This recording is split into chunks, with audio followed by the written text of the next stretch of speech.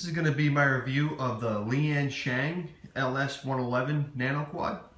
I picked this up at gearbest.com for just under $17 shipped, and to be honest, in my opinion right now, this is probably one of the best buys on the Nano Quad market. At first glance, it appears to be nothing more than a Proto X or a Q4 clone, but it actually has some really unique and cool flight characteristics that allows it to stand out on its own. It comes in this cool little box, you know, much like the Q4, that holds the quad itself and everything that you need with it. The quad locks into this little tabs on the top. You just simply push this down here, slide the quad back to release it. So there's the copter. Open up the box and you have your transmitter,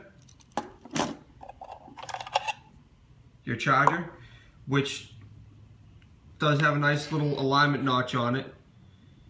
That actually is kind of neat. Whoever designed this, it actually lines up with this little capacitor right here. So they use that little capacitor as a as an alignment pin. Just kind of cool. Spare set of props and your owner's manual. So the transmitter itself is your standard Nano transmitter. It's the smallest probably. I think it's either the same size or a little bit smaller than the Cheerson CX10 transmitter. But it does feel like it has pretty decent build quality. You know, the pots feel really good. The switches inside the pots feel good. You know, so overall the transmitter feels good in the hand, despite its small size. You know, the knobs do come off, so you could put the 3D printed stick extensions on it. So you have your forward and back trim and your left and right trim here. Pushing the right stick will put you into flip mode, so you would push the stick and then push it in whatever direction you would like to flip in. Your left stick controls your rates. You have 3 rates. Low rates is 40%, and in my opinion is a little too slow to really do anything in. The yaw rate is really slow, and just the pitch is really little. There's no pitch to it, so it's actually kind of hard to fly indoors with that kind of yaw. You click it down once, so you push it once, you get 2 beeps. That puts you into 60% rates, and that's where I like to fly it. 60% seems to give you just the right combination of pitch and yaw. The yaw is very fast in 60% rates, and then 3 beeps will give you 100% rates, and it is absurdly fast in 100% rates. I mean, the yaw is insane. So like I said, I like to fly it. There's 40%. I like to fly it in 60% rates personally. One more thing I want to go over before we move on is the calibration of the accelerometers. Because in the manual, it tells you to turn on the power switch of the aircraft, put it in a horizontal position, and then turn on the remote control power, both sides of the direction of the operating lever to the left corner, after the aircraft fuselage lights still flashing, indicating successful calibration. Doesn't make any sense to me. Judging by the picture, it looks like it wants you to put the sticks to the top left and then turn the transmitter on. Does not work. And when I got this quad, I was actually a little disappointed because it flew great, but when you would yaw, it would get this crazy pitch to it and just roll and crash every time. It would fly fine, then you'd yaw and it would start to roll again. And it acted like it had too much trim in it. So, sure enough, I take the transmitter, and if you listen to the transmitter, you get a high-pitched beep. When you're adding trim, we'll go back to, that short beep tells you you're centered. So, centered, that's centered trim. I had to put 10 clicks to the left of it to get that short beep. So someone had trimmed it. I don't know if it was from the factory or somewhere, but they had trimmed the crap out of this thing to try to get the fly straight. So sure enough, after I did that, now the thing always wants to go to the right. Tried everything to get it to calibrate. And then I finally went on the RC groups, and I forget the poster's name, but you know, he gets all the credit for finding this out. He actually figured out the correct way to recalibrate the accelerometers, and I'll show you that now. So you would bind the quad to the transmitter, and then before you touch anything at all, before you give it any throttle input, the left stick goes down left, the right stick goes up left. And once those lights flash, then you know that your accelerometers have been reprogrammed, or recalibrated, I'm sorry. And once I did that, the quad flew great. So I was very happy to find that, and thank you to the RC Group's poster for finding that out. The quad itself has that Proto X style construction, you know, where the circuit board doubles as the frame, which is cool because it makes for a very, very light structure. But at the same time, if you did snap a limb off, you know, that's it. It's time for a new quad. There's no fixing that. But it does have these simple little motor pods. You know, the motors are easily serviceable if you could, you know, you're handy with a soldering iron. Canopy pops right off, and the battery in there is sticky taped to the board, and it's actually plugged in. There's a plug right in the back. You can actually kind of see it right through the top of the canopy there. So that's cool. They made it serviceable. The battery is a 100 milliamp hour battery.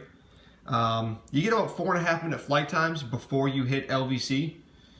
And once you hit that low voltage warning, you still have another, you know, 30 seconds of flight out of it before it just can't sustain flight anymore.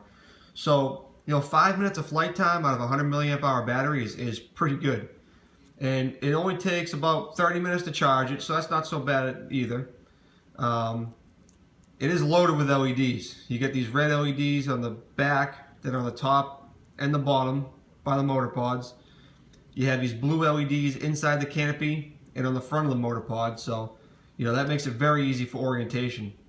Unfortunately, it's still pretty cold out and snowing, so I won't be able to get it outside anytime soon, but I can't wait to get it outside because it'll be a good night flyer. Other than that, that's all I have to say about the quad itself. So we'll fly it around the kitchen here and give a little test flight. Alright, so we'll do a quick indoor flight of the Lian Sheng LS-111. Turn it on, get it bound, and we'll start off in low rates, which is very, very low. You know, there's the yaw. It's just painfully slow. Very, very difficult to fly in low rates. You know, if you were just picking it up and just kind of wanted to learn how to fly it, low rates are good. Just keep it in the center of the room, because if you start flying towards something, it's hard to get away from it. Now, I'd mentioned in the beginning of the video the yaw. So there's low rates yaw. There's 60%, and there's 100%. It's just so fast, you know, and you can get this thing into just a crazy funnel. It's just a crazy little quad. It's a blast to fly. Like I said, this is probably one of the best deals out there right now in the Nano market. You know, it's just so much fun to fly. You know, my Cheerson CX-10 was my favorite, but I think this little guy has him beat now. You know, it's just 100% rates though. You know, I'm gonna move it down to 60. 100% is just way too fast for in the house. But 60% is about the perfect combination of pitch and yaw. You know, where you can really just have a lot of fun flying around the house. You know, it's just a blast. I can't wait. This is none of those quads that I really can't wait to get it outside and see what it does in the wind, because I think it'll fight the wind pretty good. You know, obviously these little Nanos aren't really meant to go outside, but I think some of them are a little more prepared to fight the wind than other ones, and this is definitely one of them. I mean, you can see the pitch. We'll bring it towards us. It just got crazy pitch to it. Oh, one thing I didn't show yet was the flips.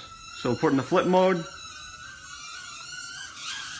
So what I did there, just to be fair, is I charged the battery up. The battery was starting to run down. So there's a left flip. We'll do a forward flip.